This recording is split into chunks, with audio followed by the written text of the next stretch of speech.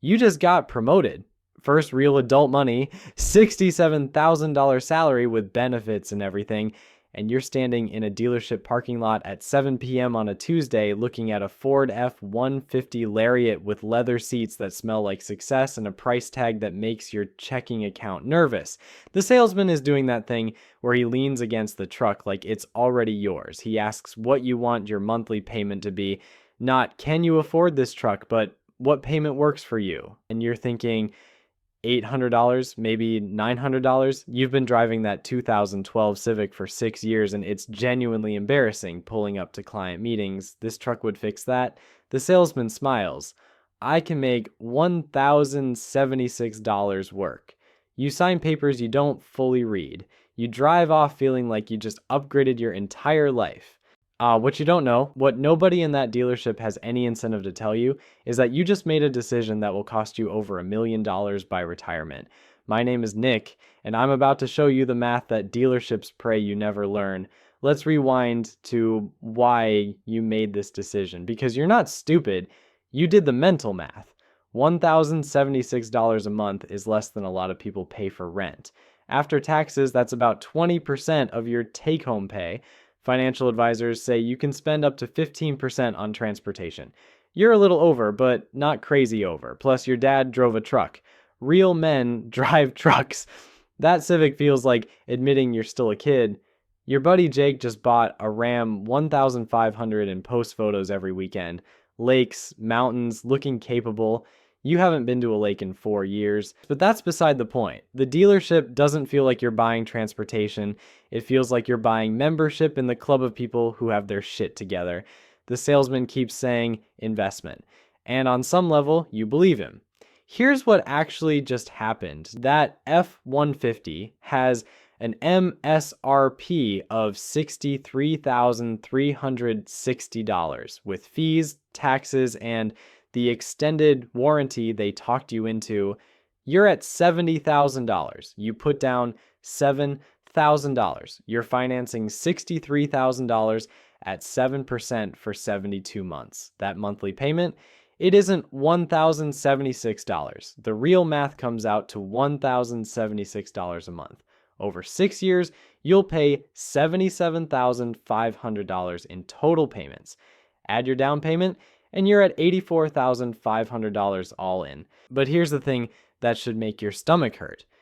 By the time you make that final payment 6 years from now, that truck will be worth approximately $31,000. You paid $84,500 for something that's now worth $31,000. That's not an investment. That's lighting $53,500 on fire, except it took 6 years and you got to sit in leather seats while you did it. But we're not even to the devastating part yet. If instead of buying that truck, you'd bought a 3-year-old Civic for $15,000 cash and invested the $55,000 difference in a boring S&P 500 index fund at a conservative 7% return, here's what happens. You're 25 now. At 35, that $55,000 becomes $108,000. You've doubled your money by not buying the truck. At 45, it's $212,000. At 55, it's $417,000. At 65, when you're actually trying to retire, that same $55,000 has grown to $820,000 in today's dollars. One truck decision? The difference between retiring comfortably at 62 and working at Home Depot until you're 74 because you need the health insurance. Meanwhile, your college roommate bought a 2015 Honda Accord for $12,000 cash 3 years ago. He looks broke compared to you, but he's been investing $1,076 per month, the same amount you're sending to the bank. His investment account just crossed $43,000. You've made $38,700 in payments, and your truck has depreciated $21,000. He's up $43,000. You're down $60,000.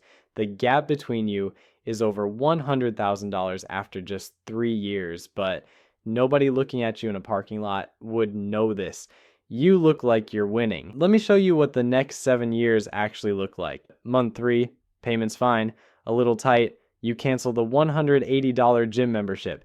Except you're not saving money on gas. The truck gets 18 miles per gallon. Your Civic got 34. You're spending $144 more monthly on fuel than you budgeted. Month 8, check engine light. Our faulty oxygen sensor, $380. You put it on a credit card. Year 2, insurance renewal, $2,680 annual premium. You budgeted $1,400. That's $223 per month just to legally park the thing. Year 3, tires, all 4, $1,200. You finance them because you don't have cash. Year 4, transmission service, brake job, alignment, $1,800 total. Your emergency fund, which was $4,000 when you bought the truck, is now $340. Year 5, the truck is worth $39,000. You owe $31,000. You've paid $68,200 and you own $8,000 of actual value.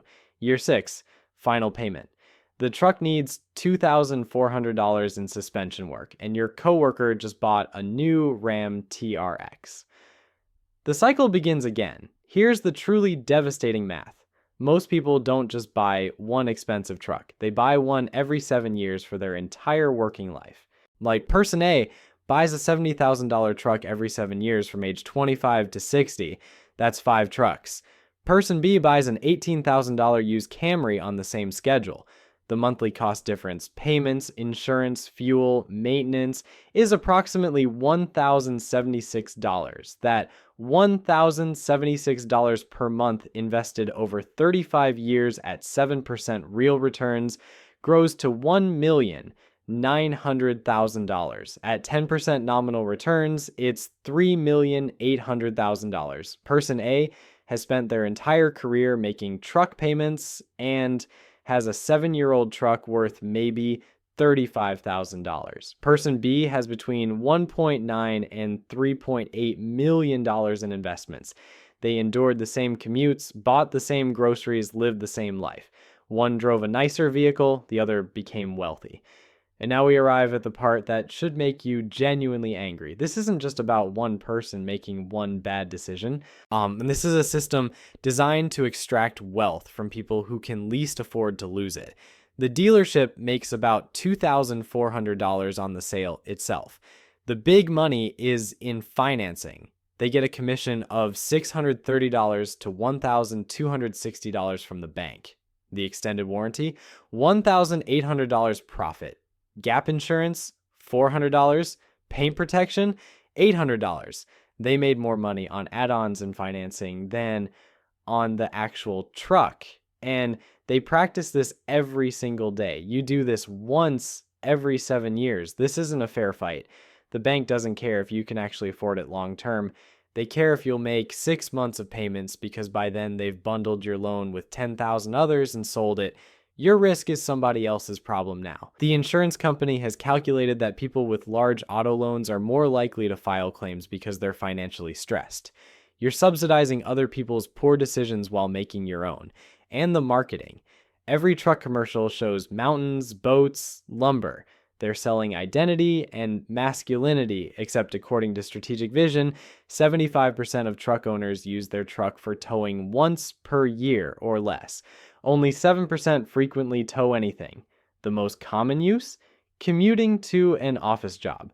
More than half of F-150 owners say they use their truck primarily to drive to work and sit in traffic. They're selling you a $70,000 costume that depreciates. Here's what makes this truly perverse. The people who can actually afford these trucks aren't buying them. Warren Buffett, worth $120 billion, drove a 2006 Cadillac DTS for nearly a decade. Sam Walton drove a 1979 Ford F-150 until he died in 1992. It's in a museum with his dog's teeth marks on the steering wheel. Mark Zuckerberg drives a Honda Fit. They understand something fundamental. Wealth isn't what you drive. It's what you own that generates income while you sleep. Meanwhile, the average American has $87,000 in total retirement savings, and they're driving $50,000 to $70,000 vehicles. The person who looks wealthy is broke. The person who is wealthy looks boring. Self-made millionaires overwhelmingly drive used Toyotas and Hondas, not because they're cheap, because they understand opportunity cost in their bones. You know what's actually impressive? Not needing to impress anyone. So what's the actual move? Let me give you the strategic alternatives. Strategy 1, the rental math. You need a truck bed 10 times per year. Rentals cost about $100 each. That's $1,000 annually.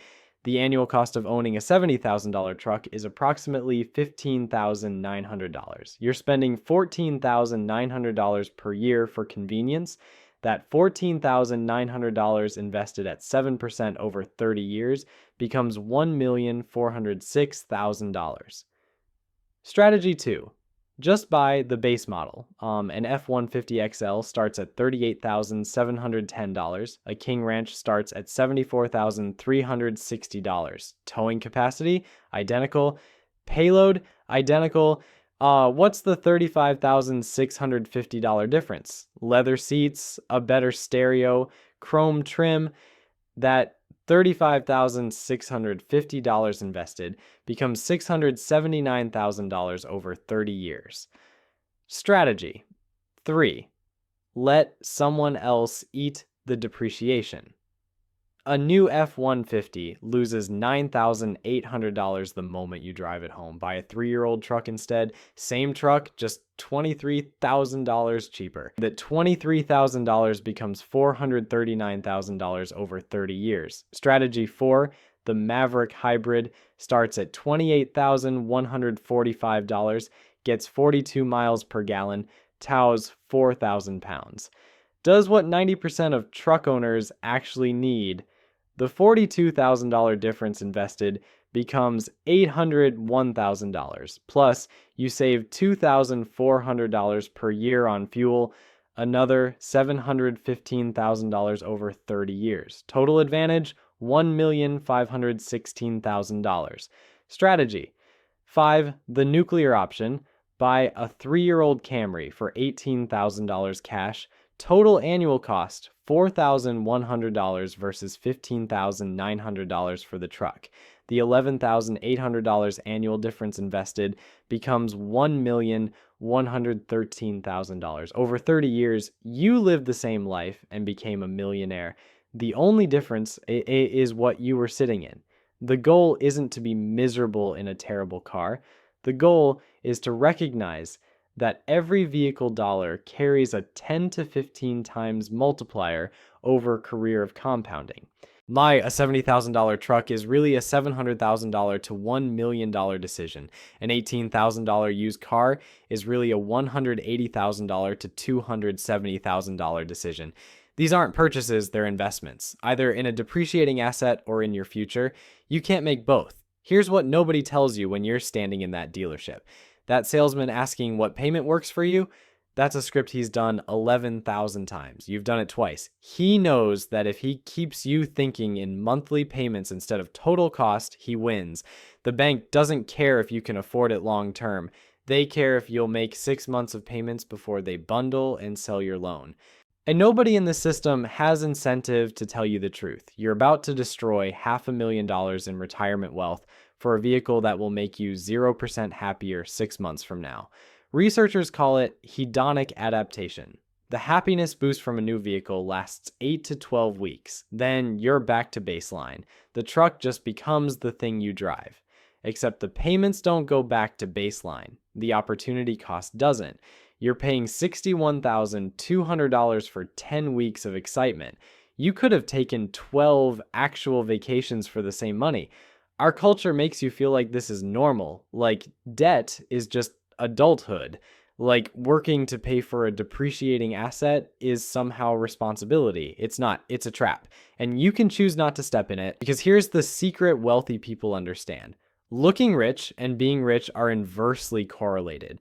People driving $70,000 trucks are usually broke. People driving $15,000 Camrys are often millionaires. One group optimizes for appearance and the other optimizes for reality. The median American has $87,000 saved for retirement. People aged 55 to 64 have a median of $185,000. They need about $1.26 million. They're $1 million short, and many are driving vehicles that cost them $500,000 in opportunity cost. You cannot spend your way to wealth. You cannot finance your way to freedom. And here's what really gets me about this entire situation.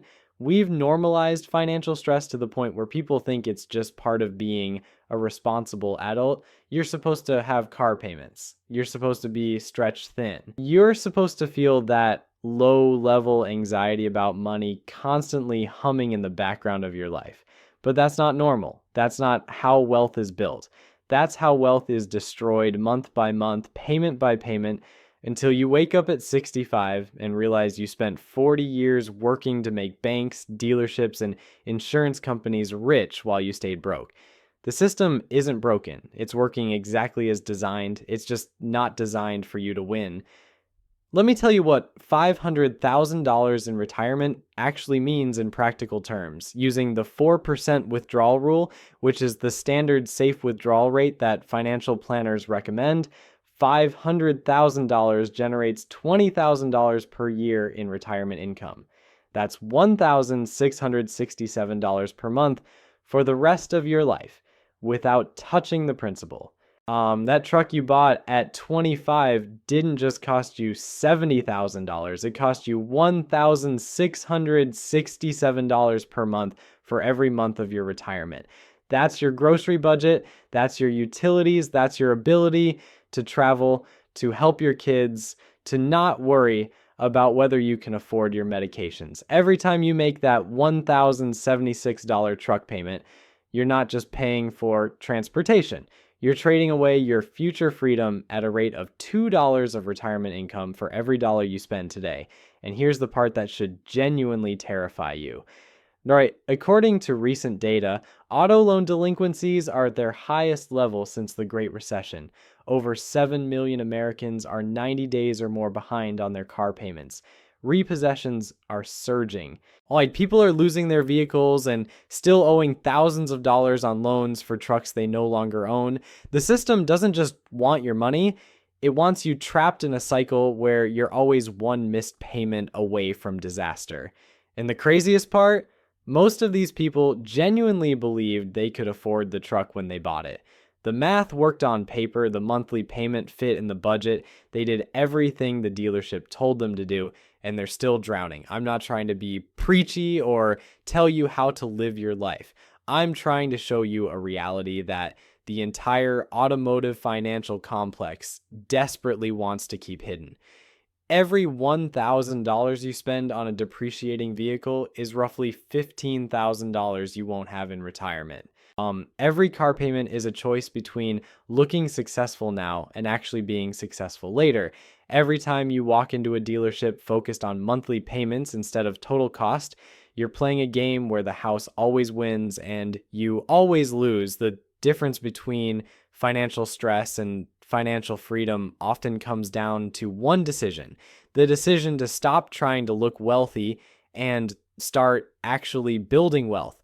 And for most people, that decision starts with what they drive. Think about it this way. That $1,076 monthly truck payment over 6 years equals $77,500. But if you took that same $1,076 and put it into a retirement account instead, by the time you're 65, it wouldn't just be $77,500. With compound interest over 40 years, it would be over $900,000. That's the real cost, not the sticker price on the truck.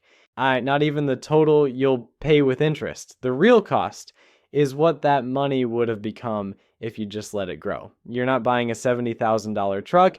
You're buying a $70,000 truck and simultaneously selling almost $1 million of your future. And the dealership doesn't mention that part because if they did, nobody would ever sign the papers. Here's another way to think about the scale of this wealth destruction.